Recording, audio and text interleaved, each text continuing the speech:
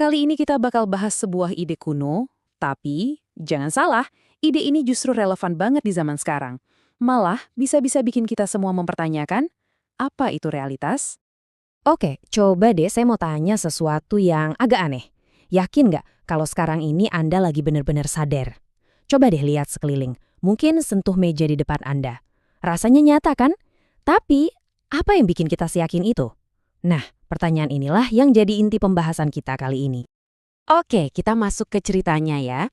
Jadi, Alkisah ada seorang filsuf Tiongkok kuno namanya Zhuangzi. Suatu hari dia tidur, terus dia mimpi.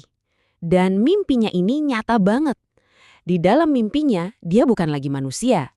Dia jadi seekor kupu-kupu yang terbang bebas, kesana kemari, seneng banget.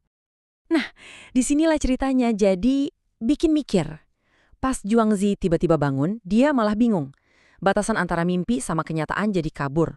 Dia jadi mikir, tunggu dulu, aku ini siapa sebenarnya? Aku ini Zhuangzi yang barusan mimpi jadi kupu-kupu? Atau jangan-jangan aku ini kupu-kupu yang sekarang lagi mimpi jadi Zhuangzi? Keren kan? Nah, dari cerita tadi kita pindah ke bagian filosofisnya. Jadi mimpi ini tuh bukan cuma dongeng biasa loh, ini bener-bener sebuah tantangan buat kita. Tentang gimana kita ngelihat identitas diri kita sendiri. Coba deh, pikirin lagi. Pertanyaan Zhuangzi tadi bisa kita tarik ke kehidupan kita sekarang. Kalau pengalaman paling dasar kita, yaitu sadar atau bangun ini aja bisa diragukan, gimana kita bisa yakin 100% tentang siapa kita ini sebenarnya? Wah, ini kan sama aja kayak menggoyahkan fondasi paling dasar dari identitas kita. Terus gimana dong jawaban Zhuangzi? Nah, uniknya, dia nggak ngasih jawaban pasti kayak A atau B. Dia justru nawarin sebuah konsep baru, sebuah cara pandang yang beda banget buat ngeliat teka-teki kupu-kupu ini. Jadi gini, menurut Zhuangzi, kita ini sering banget bikin kotak-kotak yang kaku. Misalnya, ada kotak terjaga dan kotak bermimpi, atau manusia dan kupu-kupu. Padahal, kata dia, semua itu sebenarnya nggak sekaku itu. Semuanya itu cair, bagian dari satu aliran perubahan yang nggak pernah berhenti. Konsep cair ini ada namanya loh, namanya wuhua atau wuhua, yang artinya transformasi benda-benda. Intinya sih, semua batasan yang kita buat itu cuma sementara. Pada dasarnya, segala sesuatu itu terus-menerus berubah bentuk.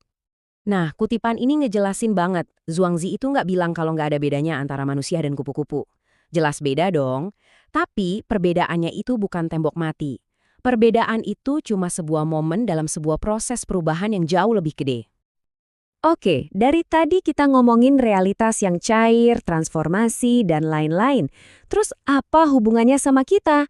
Nah, disinilah letak ide kebebasannya. Kalau ternyata realitas itu nggak kaku, lalu apa dong arti kebebasan buat kita yang hidupnya kayaknya penuh aturan ini? Kalau kita ngomongin bebas, biasanya yang kebayang apa sih? Mungkin lepas dari semua aturan, nggak ada batasan, pokoknya bisa melakukan apa aja. Kabur dari semua tanggung jawab gitu kan? Tapi, menurut Zhuangzi, itu bukan kebebasan sejati. Dia nawarin ide yang beda banget. Kata dia, kebebasan itu bukan lari dari aturan, tapi justru bisa mengalir dengan lincah di dalam aturan itu sendiri. Jadi bukan dunianya yang diubah, tapi cara kita merespons dunia. Gimana caranya? Sebetulnya cukup sederhana.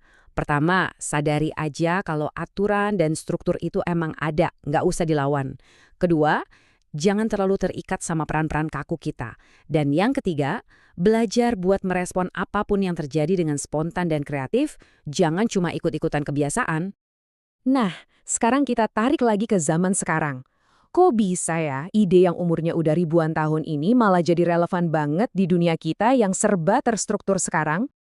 Coba deh pikirin. Kita punya banyak banget label kan? Ada jabatan di kantor, ada profil di media sosial, ada peran kita di keluarga. Bahkan algoritma di internet aja ngasih kita label. Nah, semua ini, sadar atau enggak, bisa jadi peran-peran kaku yang ngebatasin kita. Nah, disitulah kerennya filosofi Zhuangzi. Ini kayak ngasih kita alat buat jadi lebih lincah secara mental. Jadi kayak air gitu loh, bisa ngelewatin rintangan apa aja tanpa kehilangan jati diri.